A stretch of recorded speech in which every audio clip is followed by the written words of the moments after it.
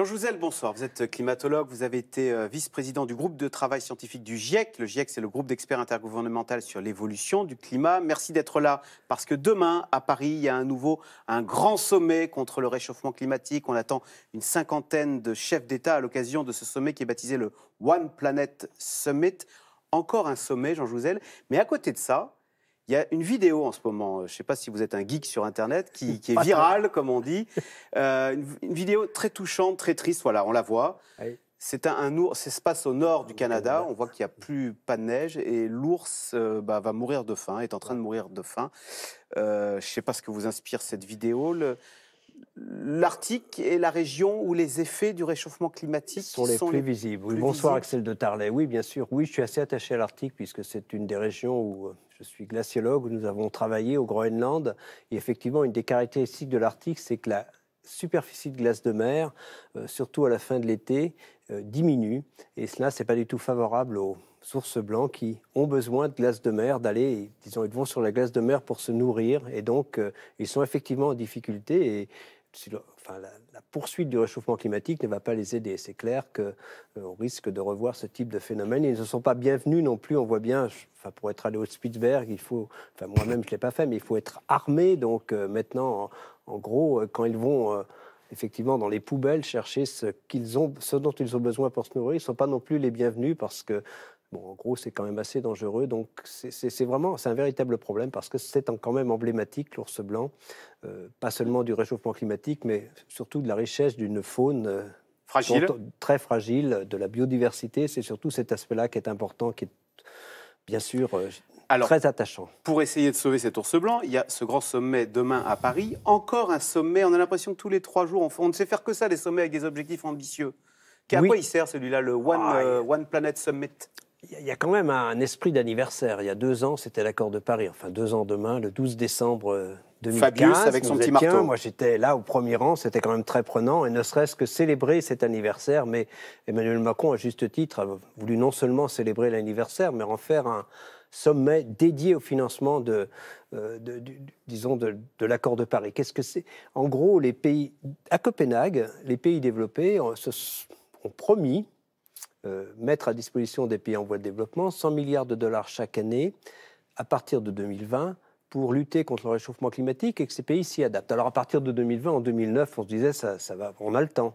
Mais là, on voit bien la difficulté parce que d'autant plus qu'on comptait quand même pas mal sur les États-Unis pour fournir ces 100 milliards de dollars. C'est très important que cette promesse soit respectée. Autrement, l'accord de Paris, ça sera un échec. C'est clair que les pays en voie de développement vraiment vont juger le succès de l'accord de Paris sur la capacité des pays en voie de développement à tenir leurs promesses. Parce que disent-ils ? Ils disent nous sommes victimes alors que nous n'avons pas contribué à ce réchauffement climatique.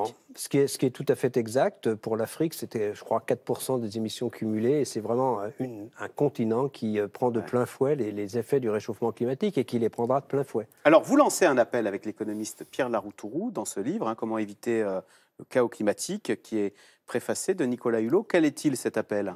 Cet appel, il se place dans cette dynamique de lutte contre le réchauffement climatique. L'idée, c'est clair, c'est que si on veut, les 1 000 milliards de dollars dont on parle, c'est vraiment à l'échelle européenne, si on veut réaliser cette transition énergétique, cette transition vers une société bas carbone, il faut absolument investir massivement. Nous ne sommes pas les seuls à le dire. La Cour européenne des comptes a dit 1,115 milliard chaque année. Nous en sommes à 1 milliard chaque année au niveau européen. Mais ce sont 1000 pas... milliards. 1000 milliards. Oui. 1000 milliards chaque année au niveau européen, et non pas 1115 milliards pour la Cour européenne. Ce n'est pas à fond perdu. Au contraire, ce sont des milliards d'investissements. Et où les trouver ? Eh bien, c'est vrai que le point de départ, c'est quand même qu'il y a eu ce qu'on appelle le quantitative easing. Je sais que vous connaissez bien le milieu financier, Axel. Donc, c'est de la création de monnaie. Et donc, cette création de monnaie a servi à sauver les banques, ce qui était probablement naturel en 2008. À hauteur de plus de 10 000 milliards à l'échelle mondiale de création de 10 000 milliards d'euros ou de dollars. On n'en est pas à ça près. Eh bien, ce qu'on pense en premier lieu, c'est que cette création de monnaie doit être largement en partie orientée vers la lutte contre le réchauffement climatique. Ensuite, il y a aussi une taxe. Là, il y a la taxe sur les transactions financières, il y a le produit des taxes CO2 qui devrait se mettre en place. Tout cela, c'est vraiment le cri d'urgence. Il y a vraiment urgence. On doit atteindre le pic d'émissions des gaz à effet de serre d'ici 2020 ou plus tard si on veut Tout se joue maintenant. Si on veut que l'accord de Paris soit respecté à long terme, pour éviter un réchauffement important dans la deuxième partie de ce siècle, il faut agir tout de suite. Parce que sinon, là, il y a un point de non-retour, c'est oui, ça? l'idée, disons, le GIEC le dit depuis le 4e rapport depuis 2007, il faut que le pic d'émissions de gaz à effet de serre soit atteint en 2020 ou plus tard.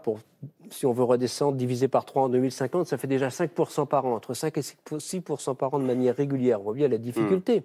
Il faudra en fait que chaque investissement aujourd'hui s'inscrive dans cette lutte contre le réchauffement climatique. Alors Jean, on évoquait à l'instant les pays en développement, certains pays qui s'estiment victimes de ce réchauffement climatique alors qu'ils n'y ont pas contribué.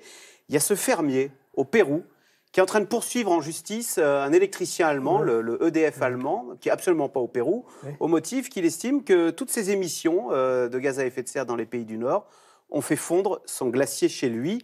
Et donc, l'Allemagne va voir si sa plainte est recevable. Avant de vous faire réagir, je vous propose, parce qu'on a posé la question à Nicolas Hulot, écoutez sa réponse, elle est très intéressante. On écoute à l'instant le ministre de la Transition écologique. À partir du moment où l'on sait, la responsabilité change de camp. Voilà. Et donc je dis ça parce que, notamment évidemment sur l'enjeu climatique, moi je vois cette espèce de tentation qu'il peut y avoir à une forme de résignation, de s'accommoder au fait que peut-être on a perdu la bataille climatique.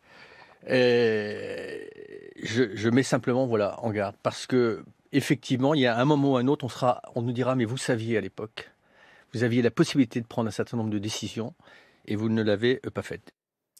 Bien sûr, je suis vraiment en plein accord avec Nicolas Hulot. On sait d'ailleurs depuis 30 ans, puisque ce que l'on prévoyait il y a 30 ans, c'est vraiment le type de réchauffement que nous vivons aujourd'hui. Donc il faut prendre au sérieux le cri d'alarme des scientifiques. Ce que nous disons sur le réchauffement à venir, il faut le prendre très au sérieux.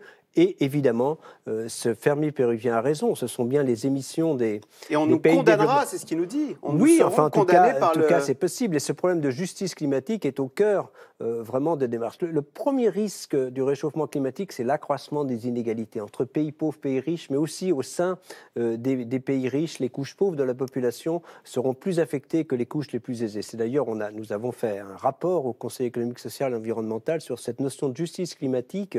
C'est très important et je comprends très bien la démarche, même si elle n'aboutit pas. Mais un jour, ce type de démarche aboutira, comme le type de démarche d'actionnaires, de petits actionnaires, vis-à-vis des entreprises, ou même vis-à-vis de leur propre entreprise, leur demandant qu'est-ce que vous avez fait pour lutter contre le réchauffement climatique. S'il n'y a pas de réponse, bien un jour, les petits actionnaires pourront aussi faire... Alors, on n'a pas d'action de classe action en France. On a vu sur l'amiante, il y a eu des procès, etc. Il y aura des procès de ce type, et c'est, je crois, aussi une voie à prendre pour la lutte contre le réchauffement climatique. Oui, parce que, rappelez-nous, c'est toujours assez terrifiant, mais un monde avec 4 ou 5 degrés de plus, à la fin du siècle, quel monde laisserons-nous à nos enfants? C'est quoi? C'est très dur, parce que c'est d'abord 50 à 100 fois plus rapide que ce que la planète a vécu dans le passé. Donc c'est très très rapide. Ce sont des élévations du niveau de la mer qui atteindraient 1 mètre à la fin du siècle, plus à échelle de quelques siècles, des sécheresses à répétition, des canicules. En France, par exemple, on pourrait avoir des températures records qui pourraient atteindre 55 degrés dans certaines régions,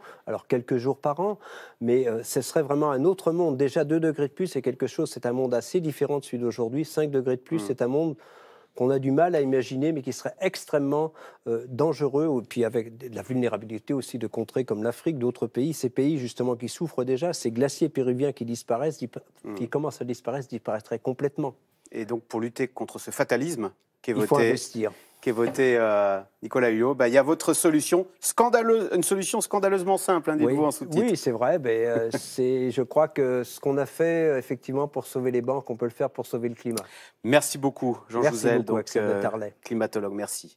Vous restez avec nous tout de suite. C'est dans l'air. Caroline Roux, Laurent Wauquiez, largement élu à la tête des Républicains avec 75% des voix. Saura-t-il reconstruire l'opposition? C'est dans l'air est intitulé ce soir. Wauquiez, à nous de Macron.